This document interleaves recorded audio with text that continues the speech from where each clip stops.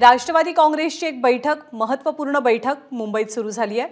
या बैठकीला अजित पवार, सुनील तटकरेंसह प्रमुख नेत्यांची उपस्थिती आहे। या बैठकीला मंत्री, आजी-माजी आमदार, खासदार, 2024 चे लोकसभेचे उमेदवार यांच्यासह पक्षाचे पदाधिकारी हजर आहेत।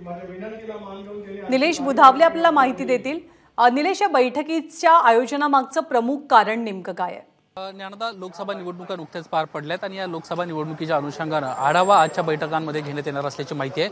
दुसरी महत्त्वाची बाब अशी आहे की 10 जूनला राष्ट्रवादी काँग्रेस पक्षाचा वर्धापन दिन आहे।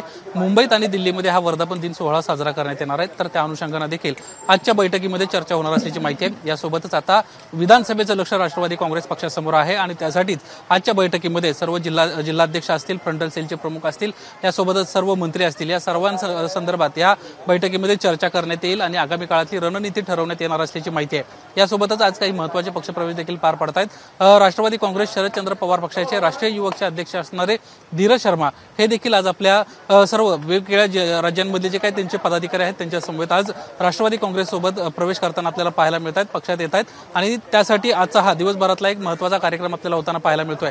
आजच्या बैठकीच्या निमित्तानं आपण जर पाहिलं तर काही महत्त्वाचे पदाधिकारी देखील या ठिकाणी आहेत, जे उमेदवार लोकसभेला होते। त्याच्यामध्ये अर्चना पाटील असतील, शिवाजीराव आढळराव पाटील असतील, हे देखील मंडळी आजच्या बैठकीसाठी उपस्थित आहेत आणि आज दिवसभर पक्षाची बैठक पार पडणार आहेत। अजित पवार स्वतः मार्गदर्शन करणार आहेत। राष्ट्रीय कार्याध्यक्ष प्रफुल्ल पटेल देखील मार्गदर्शन करताना आपल्याला पाहायला मिळणार आहेत। सध्या जर आपण पाहायला गेलं तर महाराष्ट्रामध्ये प्रामुख्याने देशामध्ये पुन्हा एकदा नरेंद्र मोदींचं सरकार येईल अशाच पद्धतीची चर्चा सगळीकडे सुरू आहे आणि त्या अनुषंगाने आजची देखील बैठक महत्त्वाची असल्याचं आपल्याला पाहायला मिळतं। या बैठकीमध्ये प्रामुख्याने 4 जून नंतर कशा पद्धतीची आपली रणनीती असावी, कशा पद्धतीने आपण विरोधकांकडून जे सवाल उपस्थित केले जात आहेत त्याला उत्तर दिली पाहिजेत, या संदर्भात देखील दिवसभरात चर्चा होताना आपल्याला पाहायला मिळेल।